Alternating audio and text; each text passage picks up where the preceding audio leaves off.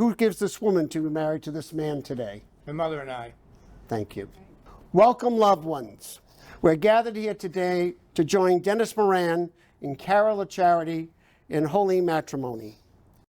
I'm Cara's uncle and the brother of Cara's mom, Ella Marie, my sister. Cara is the youngest of my nieces and very dear to my heart. She's worked very hard and is a wonderful interior decorator. Our family is delighted that she met Dennis, who is soft-spoken, diligent, and thoughtful, who greatly complements Cara's personality. Cara's family is thrilled that he is joining our family. I'm very honored that Cara and Dennis have asked me to officiate their wedding ceremony today. Recently, I asked Cara and Dennis how they met, and they told me they met on New Year's Eve a few years ago. And so it is today, as a result of that chance meeting, that we find ourselves here today to celebrate that with them as they start their journey together as a married couple. I know we wish them much happiness in the years that follow. We'd like to impart this Irish blessing on Cara and Dennis as we begin today's ceremony. May you know nothing but happiness from this day forward. May the best day of your past be the worst day of your future. To all the days here and after, may be filled with fond memories, happiness, and laughter. And may your blessings outnumber the shamrocks that grow, and may trouble avoid you wherever you go. At this time, we'd like to mention a few family members and friends that are not with us today. Charles and Evelyn Sullivan and Dorothy and Raymond LaCharity, Cara's grandparents. Edward and Joan Dwight and Dennis and George and Margaret Moran, Dennis's grandparents. David Colifrath, Cara's uncle. Max Adams, Dennis's friend. And Stanley Moran, Dennis and Cara's beloved dog, who was laid to rest just this past August. Let's have a moment of silence, please.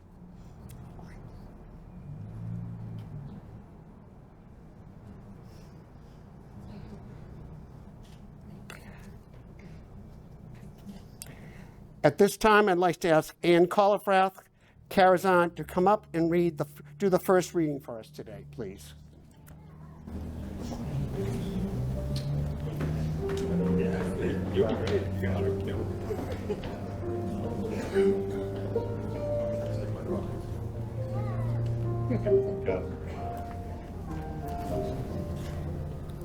Just going a minute. There you go, Ann.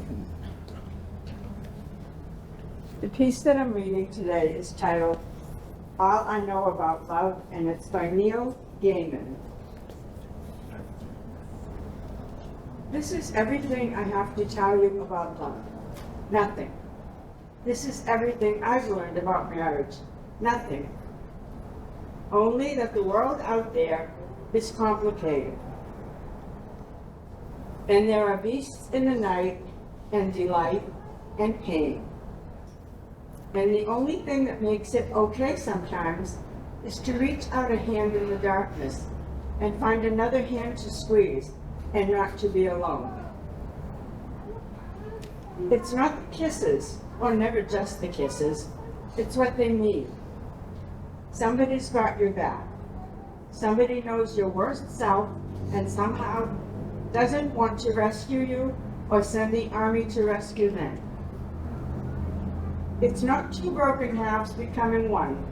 It's the light from a distant lighthouse, bringing you both safely home, because home is wherever you are both together. So this is everything I have to tell you about love and marriage. Nothing. Like a book without pages, or a forest without trees. Because there are things you cannot know before you experience them. Because no study can prepare you for the joys or the trials. Because nobody else's love, nobody else's marriage is like yours. And it's a road you can only learn by walking it. A dance you cannot be taught.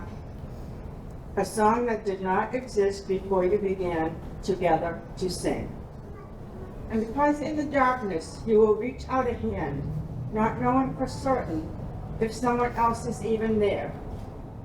And your hands will meet, and then neither of you will ever need to be alone again.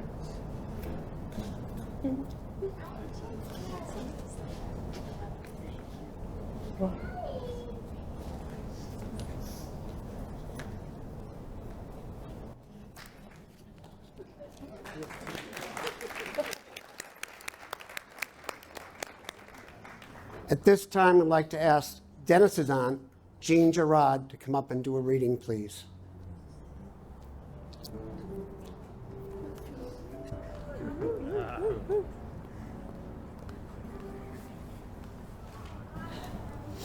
You have known each other from the first glance of acquaintance to this point of commitment. At some point, you decided to marry. From that moment of yes to this moment of yes, indeed, you have been making commitments in an informal way. All of those conversations that were held in a car, or over a meal, or during long walks, all those conversations that began with, when we're married, and continued with, I will, and you will, and we will. All those late night talks that included someday, somehow, and maybe, and all those promises that are unspoken matters of the heart. All these common things and more are the real process of a wedding. The symbolic vows that you are about to make are a way of saying to one another, you know all those things that we've promised and hoped, dreamed? Well, I meant it all, every word. Look at one another and remember this moment in time. Before this moment, you have been many things to one another. Acquaintance, friend, companion, lover, dancing partner, even teacher. For you have learned much from one another these past few years. Shortly, you shall say a few words that will take you across the threshold of life, and things between you will never quite be the same. For after today, you shall say to the world, this is my husband, and this is my wife. Thank you, sir.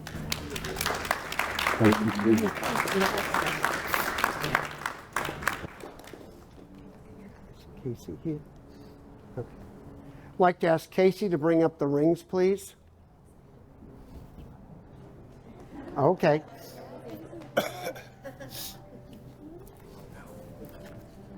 I can come now. Yeah.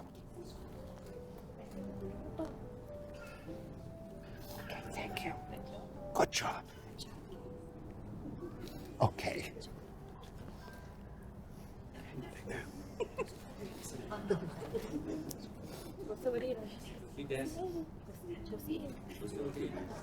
He can sit with me. He can stand up with me if you like. Okay. Okay. Wedding vows are the verbal promises exchanged between a couple, articulating their commitment and love. The ring exchange is the act of giving and receiving rings that stand as a visible symbol of the vows you're about to take. The circle has frequently been used to symbolize eternity.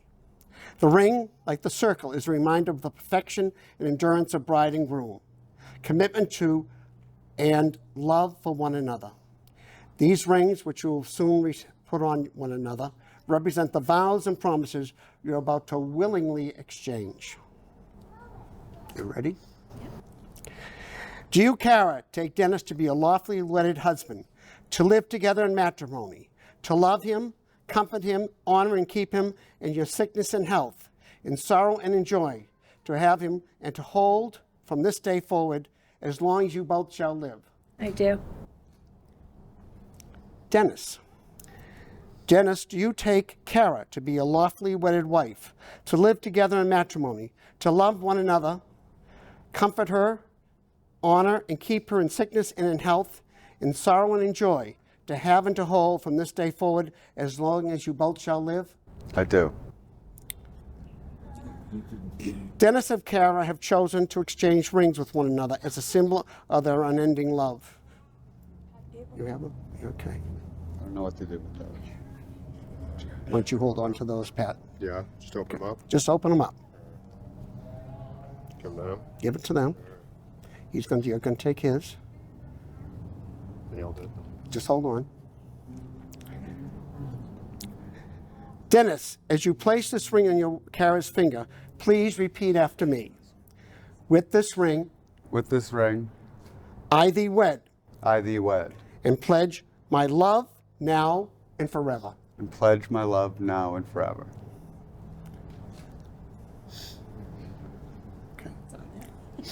Kara, as you place this ring on Dennis's finger, please repeat after me. With this ring, With this ring, I thee wed, I thee wed, and pledge my love and pledge my love, now and forever. now and forever. By the powers vested me by the Commonwealth of Massachusetts, I now declare you husband and wife. It's with immense happiness and honor that we present to you all today, for the very first time, Mr. and Mrs. Dennis Moran.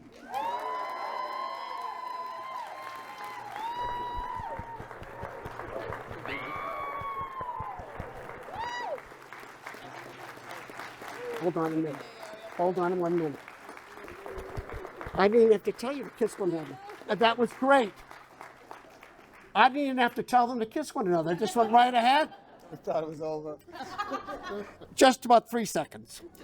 On behalf of Kara and Dennis, I'd like to thank you all for coming to show your love and support for this amazing couple.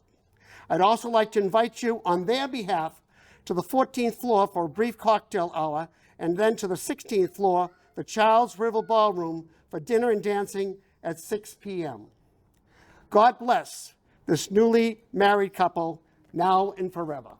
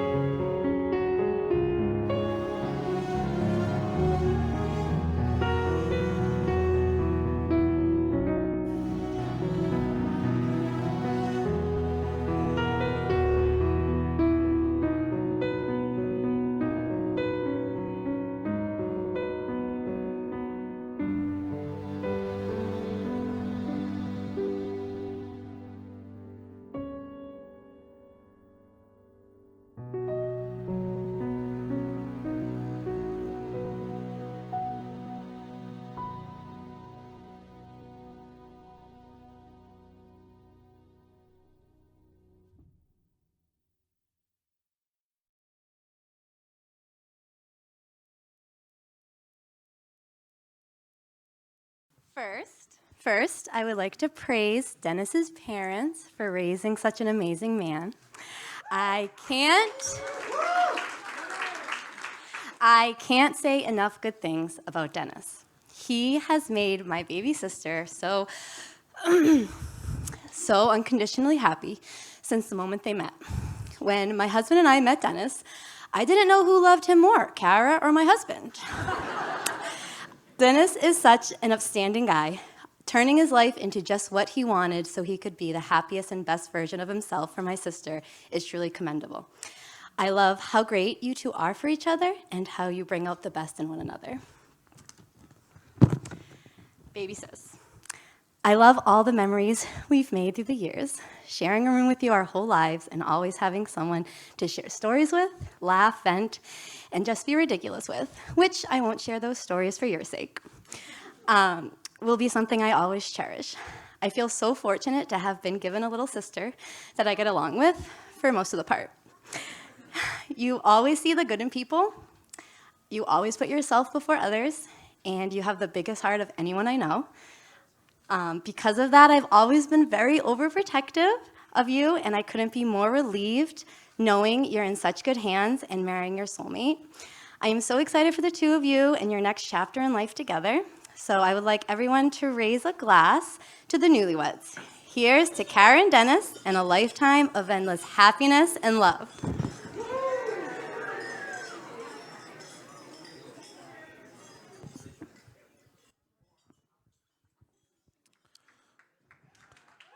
Make some noise for Katie, everybody.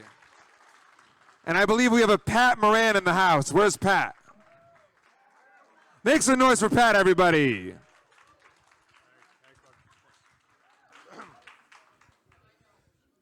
Before I begin, if everyone could please manage your expectations.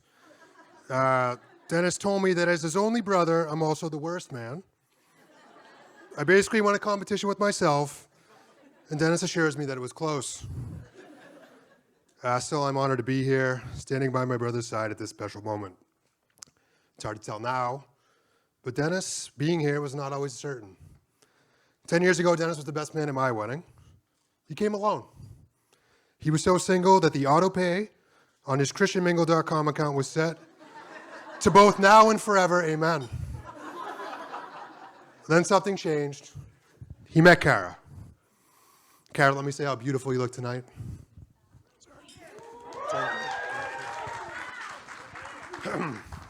As I've gotten to know you, I've become more and more impressed with the kind of woman that you are. You're funny and thoughtful. You're kind and patient with my kids. You're caring and encouraging to my brother. Most importantly, you make Dennis happy in a way I never could. Believe me when I say how happy we are to have you as part of our family. My kids adore you. They've actually been calling you Auntie Kara for a while now. And Holly and I never corrected it. I think because we hoped that saying it would somehow bring it to fruition. Thankfully, it worked, and Dennis was able to figure out in 7 years what 4 toddlers knew in 10 minutes.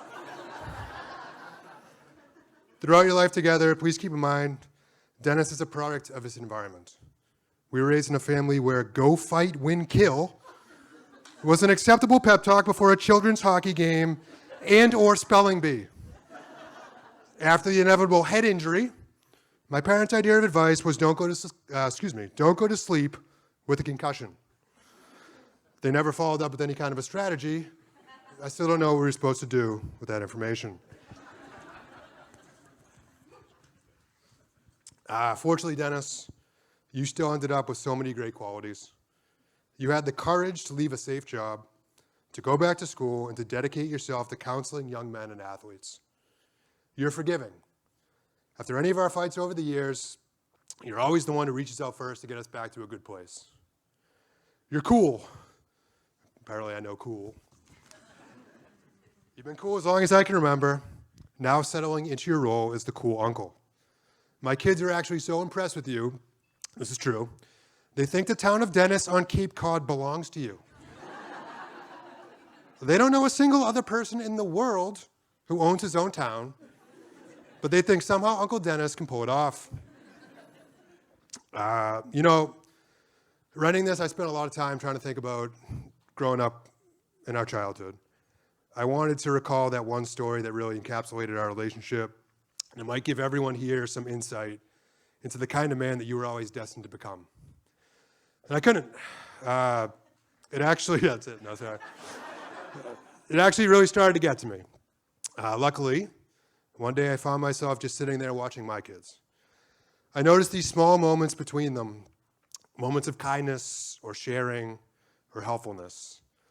Moments that showed me that in spite of all the chaos, there's a real connection between them. After that, pieces of our life together started to come back to me. And I realized that's what we have too.